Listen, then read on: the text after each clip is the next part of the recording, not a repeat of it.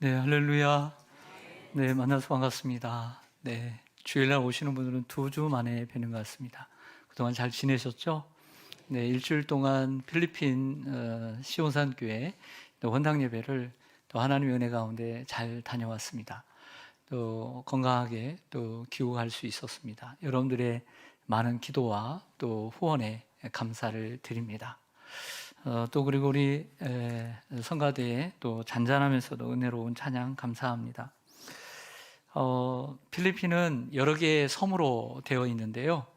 저희가 다녀온 섬은 그 중앙에 있는 네그로스라고 하는 섬에 위치해 있는 바콜로드라고 하는 아주 좋은 깨끗한 도시에 다녀왔습니다. 근데 이 바콜로드라고 하는 이 시에 노크노크 선교센터가 1000평의 땅에 3개의 건물로 아름답게 지어졌습니다. 한번 화면을 한번 보시죠. 3개의 건물인데요. 이 하나의 건물이고요. 저희 숙소였습니다. 이곳은 입구 쪽에 있는 교회입니다. 선교센터 교회를 아름답게 지었고요. 이 왼쪽에 있는 이곳은 이제 교실로 사용하고 저 뒤쪽에는 식당으로 사용하고 있는 곳인데요. 더 넘겨보시면 이게 전체적으로 여러분 필리핀에서 1000평의 땅에 선교센터를 짓는다는 건 쉬운 일이 아닙니다. 그래서 아름답게 이렇게 지어져 있는 선교센터를 먼저 소개해 드리고자 합니다. 이 노크노크 선교센터의 대표인 조정환 목사님이 우리 교회의 조윤자 권사님의 동생입니다. 그렇게 해서 서로 연결이 되게 되었고요. 이 바클로드시에서 2시간 떨어져 있는 돈 살바도르 지역, 어떤 분은 이렇게 어머니가 그곳에 간다니까 거기 화산 지역이 아니냐. 맞습니다. 그 화산이 있는 그 지역 옆입니다. 한 상간마을의 한 교회가 지난 가을에 태풍으로 쓰러지게 되었고 그 교회와 연결을 시켜주셔서 우리 교회가 그 건축을 도왔고 이번에 헌당을 하게 된 연유가 그렇게 된 것입니다. 이번에 이제 그 건축한 교회를 잠깐 사진 몇 것을 올려드리면 이렇습니다. 맨 앞에 이게 이제 전경이고요.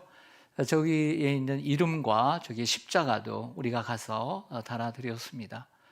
그리고 예배드리는 전경인데요. 원래는 텅 비어 있는 곳인데 아름답게 현수막을 제작해서 갔고요. 그리고 거기에 커튼에 맞는 그 창틀에 맞는 커튼을 또 만들어서 갔습니다. 이렇게 달았더니 교회 같지 않습니까? 아름답죠? 이런 거 하나하나가 교회를 확 바꿔주더라고요. 저 뒤에는 사탕수수 밭이, 이쪽엔 사탕수수가 많거든요. 그래서 사탕수수 밭이 무척 많습니다. 양쪽에 이렇게 아름다운 나무가 있고요. 거기서 우리가 신랑 신부 야외 촬영을 한 곳입니다. 그리고 저기 왼쪽에 보면 저기 보면 나무가 이렇게 디귿자로 이렇게 넘어져 있죠.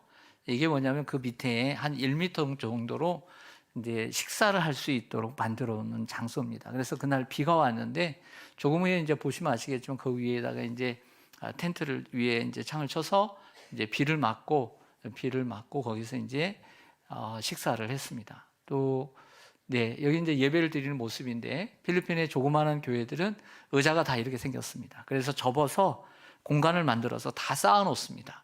그래서 펼쳐 놓고 이렇게 예배를 드리고 장로님과 저기 양복을 다 해갔습니다. 양복을 해서 와이셔츠 넥타이까지 다 해갔는데 너무나 잘 맞춤이었어요.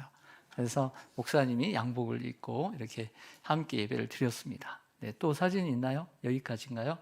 네. 비록 상간마을이고 30평의 작은 교회였지만 너무 아름답게 건축이 되었습니다. 그리고 신속하게 건축이 되었어요. 그 교회 장로님께서 땅 100평을 기증하여 시작을 해서 땅값은 들지 않았습니다. 다른 교회에 없는 프로젝트까지 설치가 되었고요. 그 교회 뒤편에 화장실과 샤워실까지 만들어졌습니다. 정말 여러분들 가서는 처음에 사용하지도 못할 그런 화장실인데 그렇다고 해서 여러분들이 생각하는 그런 화장실, 샤워실은 아닙니다. 교회는 앞마당과 또 옆마당 그리고 교회 건물 뒤쪽에 주방과 또 15명 정도 앉을 수 있는 식당과 화장실로 구성되어 있습니다.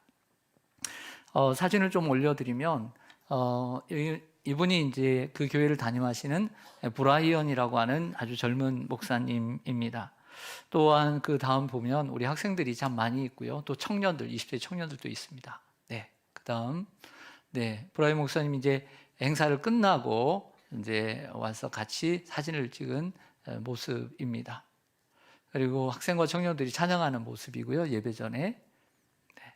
그리고 그 금요일 날 전날 이게 비가 왔을 때 저기 아까 보았던 그 나무 있죠? 그래서 이렇게 창을 쳐가지고 텐트를 쳐가지고 이렇게 비 맞지 않게 거기에 식사를 합니다. 이게 밖에서 식사를 하고요. 산간 지역 사람들은 아직도 지금 손으로 그냥 밥을 먹습니다. 네. 특별히 무엇보다도 가장 중요한 건 목사님이거든요. 브라이언 목사님이 참 여러 모습으로 봤을 때 참 훌륭하다. 눈물도 많고요. 기도도 열심히 하고 말씀도 좋고요. 네, 영어로 많이 사용하긴 하지만 그들의 토속적인 언어가 있거든요. 그 두 가지 언어를 다 사용하면서 말씀을 잘 전하시고 훌륭한 목사님이십니다. 브라이언 목사님에게는 사모님과 함께 14살 된 중학생 그 남자아이, 아들이 하나 있고요. 초등학교 한 1, 2학년 정도 되는 딸 하나 이렇게 있습니다. 저희가 선교여행을 다녀오면서 느낀 바를 한 줄로 요약한다면 이렇습니다. 필리핀 시온산 교회는 하나님의 섭리와 은혜 가운데 이루어졌다. 이렇게밖에 말할 수가 없습니다. 태풍에 쓰러질 정도로 약했던 교회가 정말 무너지고 필리핀 시온산 교회를 헌당할 수 있었던 것은 하나님의 섭리와 은혜였습니다. 또 그 가운데 그 쓰러진 교회를 보면서 원래 있던 교회거든요. 조그만한 교회인데 그 자신의 교회가 쓰러졌을 때 그 성도들이 얼마나 마음이 아팠겠습니까? 그 눈물 어린 기도, 그 목사님의 눈물 어린 기도가 자신의 힘으로는, 자신의 가지고 있는 재력으로는 건물을 지을 수 없는 환경이었습니다. 근데 이렇게 아름답게, 더 아름답게 교회가 지어졌으니 얼마나 감격스러웠겠습니까? 브라이언 목사님이 계속해서 말씀하면서 눈물을 흘리더라고요.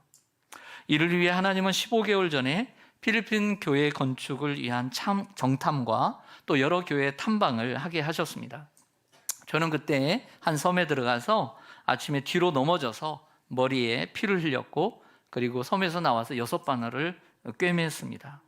하나님은 그 피를 헛되이 생각하지 않았던 것 같아요. 비록 건축은 하지 못했지만 탐방한 교회들의 모습을 바로 그 주에 여러분들에게 보여드렸을 때 성도님 한 분이 저 창은 있는데 창틀이 없고 유리창이 없는 교회를 모습을 보면서 마음 아파하면서 1,000만 원을 헌금하셔서 그 교회의 수리를 돕도록 하셨습니다. 선교센터에서는 도움이 더 필요한 교회를 백방으로 더 찾아보는 것이 좋겠다 해서 백방으로 찾았지만 마땅치 않아 저축해둔 상황이었는데 그러다가 작년 가을에 이 상간마을의 한 교회가 태풍에 쓰러졌다는 소식을 듣고 바로 이 교회다 하고 선교센터와 우리 교회가 힘을 합해서 건축을 하게 되었습니다. 단 2달 만에 2,600만 원의 돈을 가지고 그들이 1,300만 원을 센터에서 그리고 우리 교회가 1,300만 원을 헌금을 하게 되었습니다.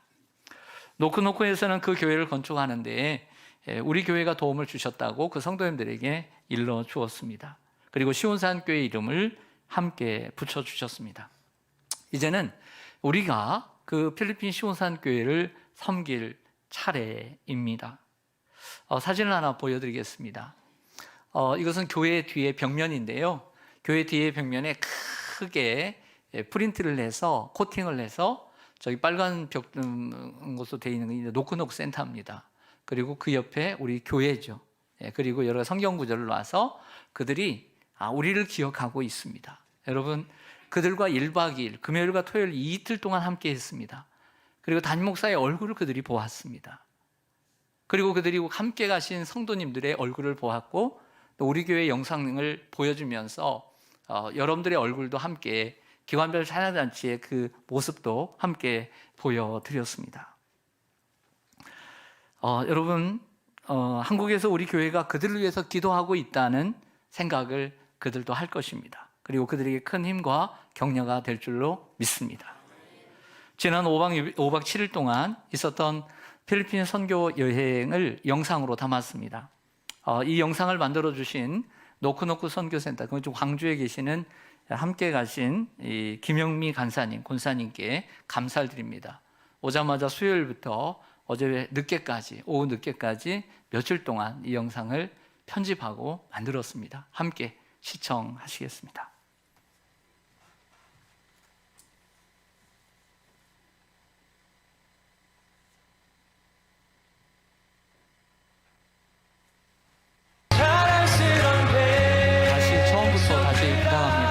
소리까지 처음부터 부탁할게요.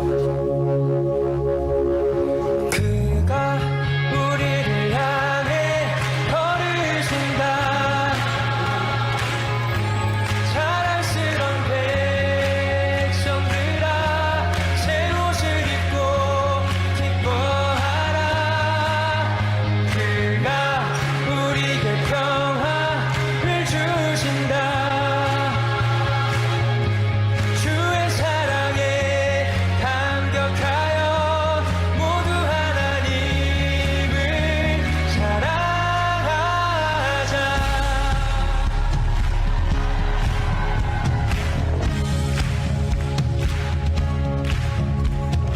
하늘을 건너 꿈속에서 보았네.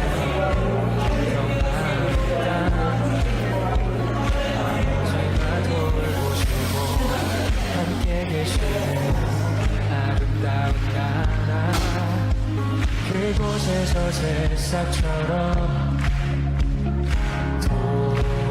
돋아나 성전을 누리는 우리, 다가오는 그날을 노래하네. 그곳에서 새싹처럼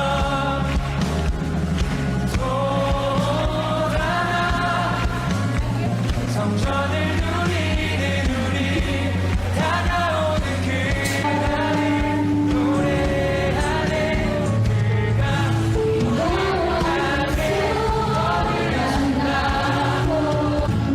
나에게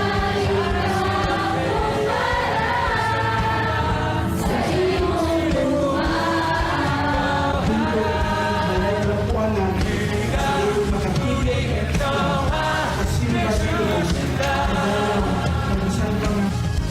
주의 사랑에 감격하여 그리고 수고하셨다는 말씀을 드립니다. 교회는 천국의 문을 여는 열쇠를 가지고 있습니다. 하늘을 건너 꿈속에서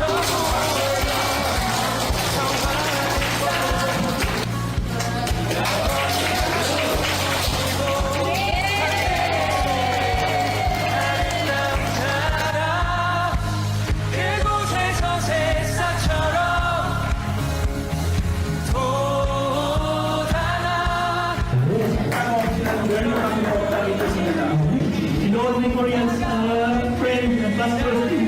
노래하네. 우리를 향해 걸으신다. 자랑스런 백성들아, 새 옷을 입고 기뻐하라. 그가 우리에게 평화를 주신다. 주의 사랑에 감격하여 모두 하나님을 사랑하자. 한없이 기뻐하는 우리 사이로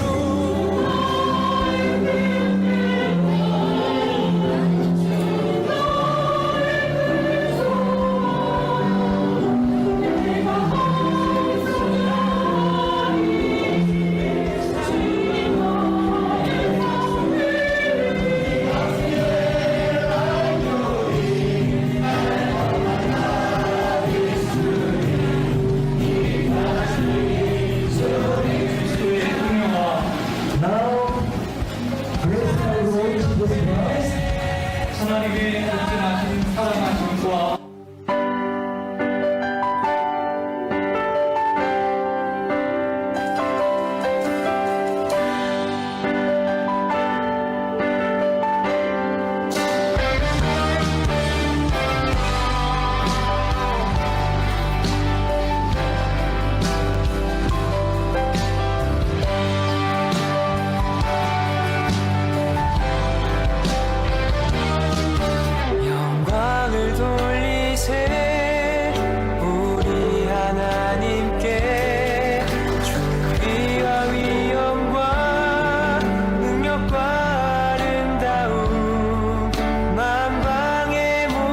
신은 헛된 우상이니 오직 하늘의 하나님 그 영광 찬양해.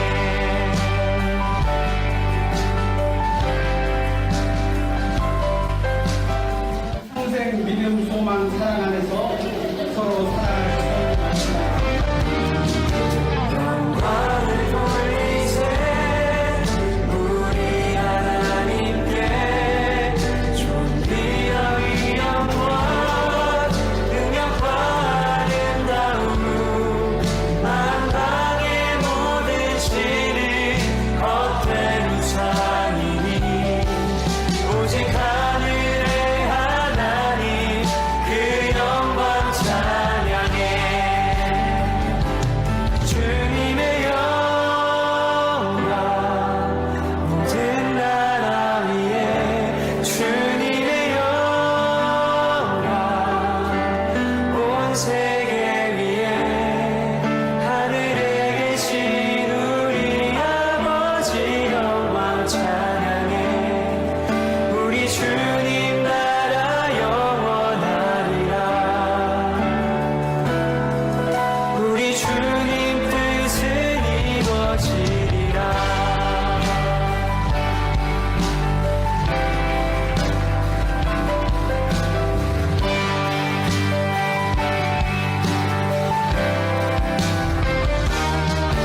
영광을 돌리세 우리 하나님께 존귀와 위엄과 능력과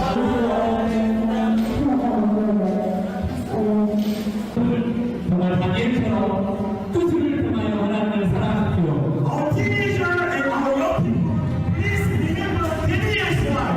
하나님이 여러분을 책임져 주실 것입니다. Our God is blessing you for your life. 주님의 영광 모든 나라 위에 주님의 영광 온 세계 위에 하늘에 계신 우리 아버지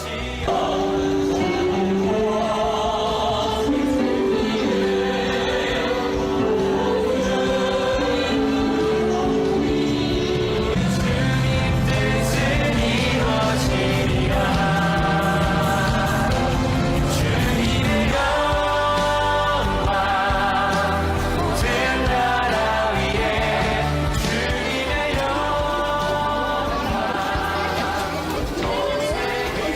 하늘에 계신 우리 아버지, 아버지 이름이 그렇게 하시며 하나님을 사랑하시라.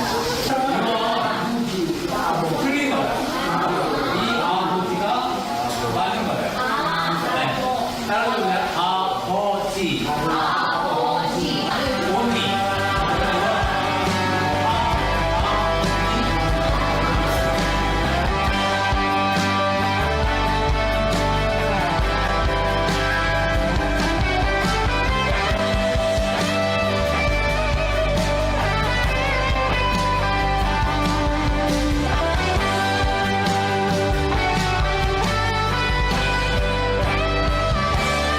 주의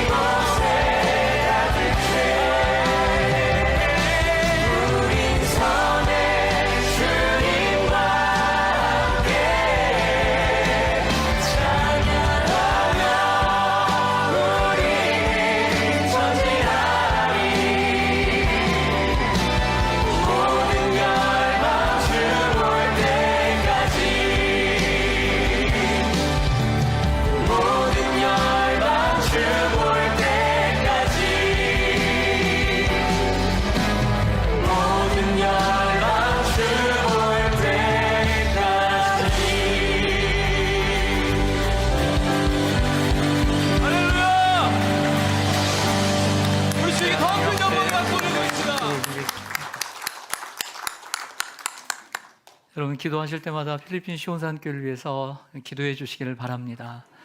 필리핀 시온산교회를 통해서 그 지역에 복음화가 이루어지고 이러한 어린 세대들이 다음 세대가 되어서 정말 그 필리핀 교회를 책임지는 교회가 되기를 소망하고, 그리고 그 많은 교회들을 또 이렇게 함께 모을 수 있는 선교의 센터가 되기를 소망합니다. 그 옷장에 있는 그 가운, 혹시 성가대 가운 보셨어요? 그 우리 샬롬 성가대 가운이에요. 그리고 거기 우리가 그 어린이 유치원에 있는 그 아이들 하비스 교회와 지금 나오진 않았는데 두 교회를 작년부터 우리 교회가 또 이렇게 협력해서 섬기고 있습니다. 계속해서 여러분들 기도해 주시기를 바랍니다. 고기를 낚는 한 낚시꾼이 있었습니다. 그런데 큰 물고기가 걸릴 때마다 우리는 보통 넣잖아요. 내 것으로 삼는데 다시 조심해서 조심조심 방생을 시키는 거예요. 그래서 궁금해서 물었습니다. 그랬더니 우리 집 프라이팬이 작아서 큰 물고기는 감당할 수 없다는 거였어요. 여러분은 이 낚시꾼을 어떻게 생각하세요? 참 어리석다고 생각하시죠? 이야기를 신앙의 관점으로 가져와 보겠습니다. 하나님께서 크고 놀라운 계획을 우리를 위해 준비하셨음에도 불구하고 우리는 자신의 한계를 핑계 삼아 그 비전을 축소시킬 수 있습니다. 이것이야말로 신앙의 가장 큰 손해입니다. 19세기 미국의 최고의 설교자로 꼽히는 필립스 브룩스는 이렇게 말했습니다. 당신의 능력에 맞는 일을 구하지 말고 당신의 일에 맞는 능력을 구하라 라고 말했습니다. 하나님의 비전을 따르는 원리를 정확히 보여주는 말입니다. 하나님께서는 우리 능력의 크기에 구애받지 않고 우리에게 일을 맡기십니다. 그리고 그 비전을 이루는 데 필요한 능력 또한 충분히 공급해 주십니다. 그래서 우리가 먼저 인정하고 또 출발해야 되는 출발점이 있습니다. 아주 중요해요. 말씀을 보겠습니다. 이사야 55장 8절과 9절에 보면 이는 내 생각이 너희의 생각과 다르며 하나님의 생각과 우리의 생각이 다르다는 거예요. 내 길은 너희의 길과 다름이니라. 여호와의 말씀이니라. 이는 하늘이 땅보다 높음같이 내 길은 너희의 길보다 높으며 내 생각은 너희의 생각보다 높음이니라. 여러분 우리의 생각과 하나님의 생각이 같다면 기적은 일어날까요? 일어나지 않을까요? 일어나지 않습니다. 왜 그렇습니까? 우리들의 생각은 프라이팬만 하기 때문입니다. 우리의 생각과 하나님의 생각이 똑같다면 무슨 기적이 일어나겠습니까? 아무런 기적도 일어나지 않을 것입니다. 우리는 먼저 인정해야 합니다. 내 생각과 하나님의 생각은 다르다. 그래서 믿음이라는 것을 제가 정의를 하고 싶었어요. 믿음은 뭐냐? 말씀을 통해, 이 하나님의 말씀을 통해 내 생각과 다른 하나님의 생각을 깨닫고 하나님의 생각에 내 생각을 맞추어 살아가는 것, 이것이 믿음이에요. 그런데 우리가 교회를 오래 다니고 그리고 직분을 받고 이렇게 헌신을 많이 하더라도 여전히 말씀을 듣더라도 내 생각 속에서만, 내 생각의 틀 속에만 살아가는 것은 믿음이 아니에요. 그것은 자기 연민이고 자기 생각이죠. 믿음이란 하나님과 내 생각이 다르다는 걸 인정하는 거예요. 거기서부터 출발해야 돼요. 그리고 하나님의 생각을 내 생각을 하나님의 생각에 맞추어서 살아가는 것, 이것이 믿음 생활 아닐까요?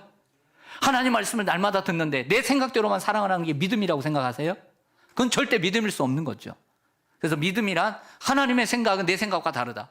그러나 내 하나님의 생각은 언제나 옳으니까 내 생각을 하나님의 생각에 맞추면서 말하고 행동하고 살아가는 것, 이것이 믿음 생활이라고 믿습니다. 왜 아멘이 이렇게 작으세요? 하고 싶지 않은 것 같아요. 알기는 아는데 그렇게 살고 싶지 않은 것 같아요. 정말 살고 싶다면 아멘이 나와야 될 줄로 믿습니다. 여러분, 반대로 믿음이 아닌 것은 무엇일까요? 하나님의 생각에는 관심이 없고 자기 생각을 고집하며 이렇게 돼야 된다고만 생각에 자기에 얽매여 살아가는 것, 그것을 불신앙입니다. 말씀을 들어도 자기 생각에 얽매여 살아가는 그것, 그리고 그 이유는 제가 2주 전에 여러분들에게 설교하고 떠났던 것처럼 여러분들의 마음이 돌밭, 길가밭, 그리고 가시떨기 밭이기 때문입니다. 예를 들어 세계 복음화를 해야 합니다. 우리 세계 선교라는 비전은 너무나 중요합니다. 이렇게 말하지만 그 거대한 그 비전 앞에서 이렇게 말할 수 있습니다. 아직도 내 주변에는 복음이 필요한 이들이 많은데 미전도 종족이니 먼 나라의 사람들까지 신경을 써야 합니까? 우리 교회도 살아야죠. 맨날 퍼주다 보면 우리 교회가 어떻게 되겠어요? 우리 교회부터 부흥해야죠 라고 생각할 수 있습니다. 그러나 여러분, 그것조차도 내 생각인지 하나님의 생각인지 물어야 하지 않을까요? 예? 그것조차도 이게 내 생각인지 하나님의 생각인지 물어야 되지 않을까요? 자, 오늘 본문에 보면 예수님께서 십자가에 죽으시고 부활하셨습니다. 그리고 40일 동안 이 땅에 계시면서 하나님 나라를 전파하시면서 그리고 하늘로 올라가셨습니다. 근데 올라가시기 전에 제자들에게 뭐라고 말씀하시냐면 오직 성령이 너희에게 임하시면 너희가 권능을 받고 예루살렘과 온 유대와 사마리아와 땅끝까지 이르러 내 증인이 되리라 약속하셨습니다. 그리고 마태복음 28장에서도 성찬하시기 전에 그 산에서 500의 성도들에게 뭐라고 말씀하셨습니까? 너희는 모든 민족으로 가서 제자를 삼아라 라고 했습니다. 마가복음 16장에서도 끝에 뭐라고 말씀합니까? 너희는 온 천하에 다니며 복음을 전파하라 만민에게 라고 말씀하셨습니다. 성도 여러분, 선교는 하나님의 명령이며 하나님의 꿈입니다. 하나님의 꿈이 여러분의 비전이 되기를 소망합니다. 예수님께서 이 말씀을 하실 때는 어떤 상황이었을까요? 교회가 있었나요? 교회 없었습니다. 교회 재정, 돈이 있었나요? 헌금을 내서 돈이 있었나요? 없습니다. 사람들도 많지 않았습니다. 기독교를 이단이라고 박해하던 때입니다. 그런데요, 성령이 임하면 땅끝까지 이르러 주님의 증인, 내 증인이 되리라고 약속하셨습니다. 성령이 임함으로 요엘서의 예언대로 자녀들은 예언을 하고 청년들은 환상을 보고 그리고 늙은이는 꿈을 꾸게 되었습니다. 무슨 뜻입니까? 우리의 현실이 아무리 어려워도 성령이 임하면 남녀노소 할 것 없이 그 하나님의 꿈을 자신의 비전으로 삼을 수 있다는 말입니다. 우리는 그러므로 성령 충만해야 할 줄로 믿습니다. 사복음서 속의 제자들은 3년 동안 예수님을 열심히 따라다녔습니다. 나중에는 예수님을 위해서 내가 죽는다고까지 얘기했습니다.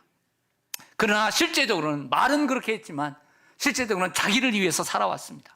그러니까 주님을 부인하고 주님을 멀리하고 주님을 떠났습니다. 그러나 사도행전 속에, 성령 충만한 사도행전 속의 제자들은 내가 주님을 위해서 살겠다라고 외치고 살지는 않았습니다. 그러나 삶으로 증명해내었습니다.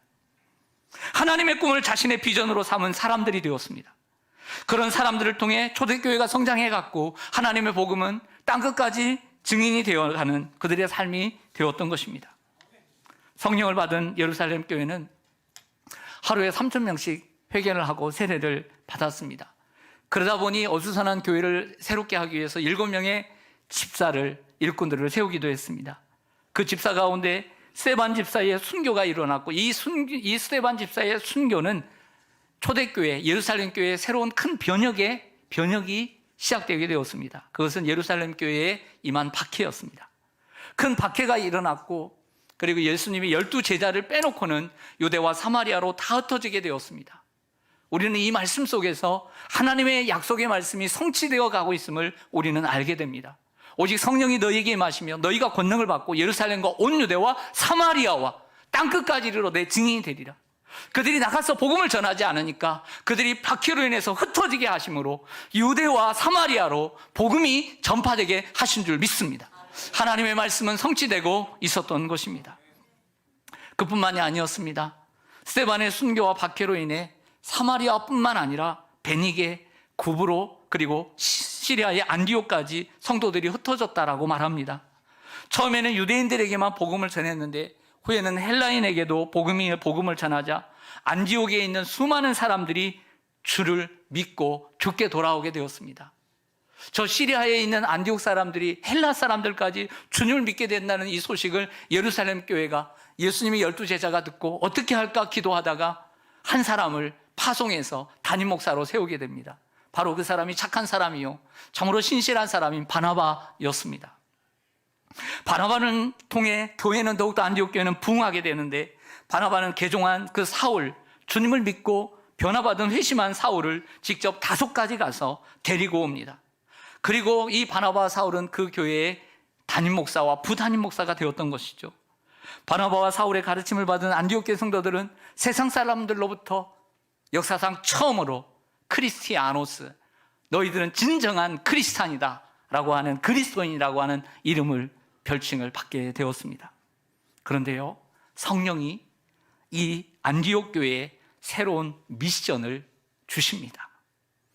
안디옥 교회에 주신 새로운 미션 한번 보겠습니다.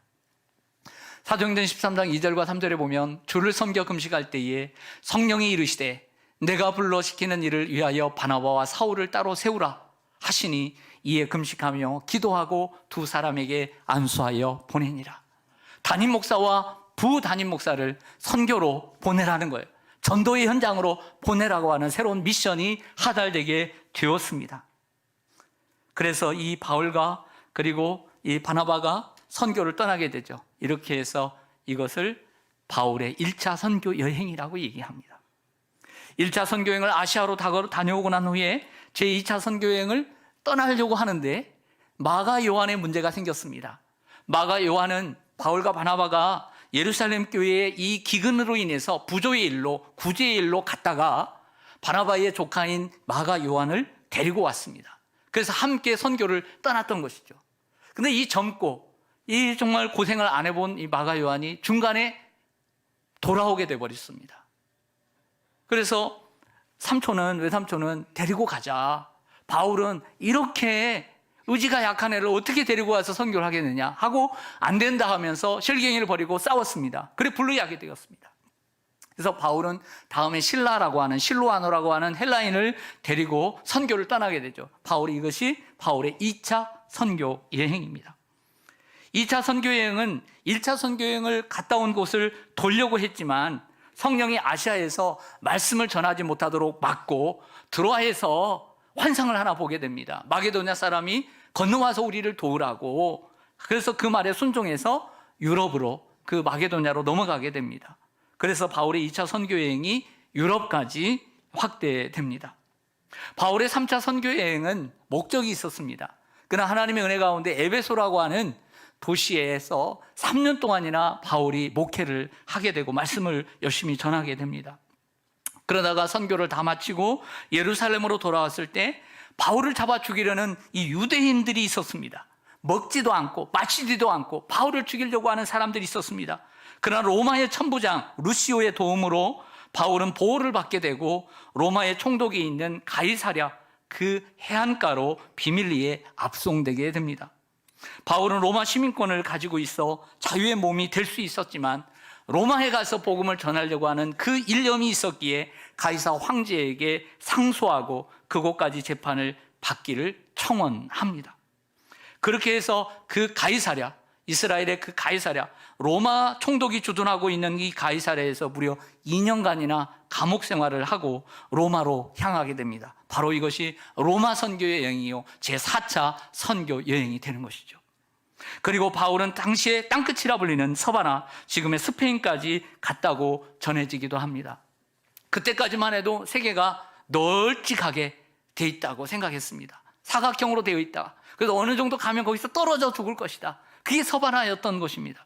사랑하는 성도 여러분, 복음은 이렇게 전 세계로 전파되었습니다. 그리고 1885년 4월 부활절 아침에 장로교 선교사인 언더우드와 그리고 감리교 선교사인 아펜셀러가 26살, 27살 먹은 청년과 그리고 결혼한 아펜셀러가 일본에서 복음을 전하고 있는데 먼저 그곳에 가서 주의 복음을 듣고 마가복음이라고 하는 책을 한글로 번역한 이수정이라고 하는 사신을 만나게 됩니다. 그리고 부탁을 받게 됩니다. 우리 미개한 나라이지만 우상이 가득한 이 대한민국에 가서 복음을 전해달라고 그 미국 사람들에게 애원을 하게 됩니다. 그들이 감동을 받고 이 언더우드 선교사와 아펜셀러 선교사가 그리고 그 일본에서 배를 타고 대한민국에 오게 되는 것이죠. 그게 바로 1885년 부활절 아침이었습니다. 그래서 140년 전 우리나라까지 복음이 전파되었습니다. 그때도 바울과 같이 하나님의 꿈을 자신의 비전으로 삼은 이 27살, 26살의 선교사님들의 수고와 희생이 있었습니다. 그리고 그 배후에는 하나님의 꿈을 자신의 비전으로 삼은 서구의 수많은 교회들과 성도들의 기도와 후원이 있었다고 믿습니다. 이렇게 하나님의 꿈은 이루어져 우리에게까지 복음이 전파된 것입니다. 감격스럽지 않습니까? 사랑하는 성도 여러분, 저는 여러분들을 위해서 기도합니다. 하나님, 우리 교회에도 선교에 대한 눈이 띄게 하여 주옵소서. 선교에 대한 마음이 열리게 하여 주옵소서. 그리고 하나님, 우리 시온산교회 성도님들도 하나님의 그 꿈을 초대교회 성도들처럼, 언더우드와 아펜셀러처럼 하나님의 꿈을 자신의 비전으로 삼게 하여 주옵소서. 이렇게 기도합니다. 그리고 여러분을 통해 하나님의 꿈이 이루어지기를 원합니다. 우리가 멀리 가서 복음을 전하지 못해도 세계 선교를 위해서 함께 기도할 수 있고, 또 물질로 후원할 수 있습니다. 또 가까운 곳에서도 복음을 전할 수 있습니다. 이렇게 복음에 참여하는 우리 성도님들 되시기를 주님의 이름으로 간절히 축복합니다. 아멘. 기도하겠습니다.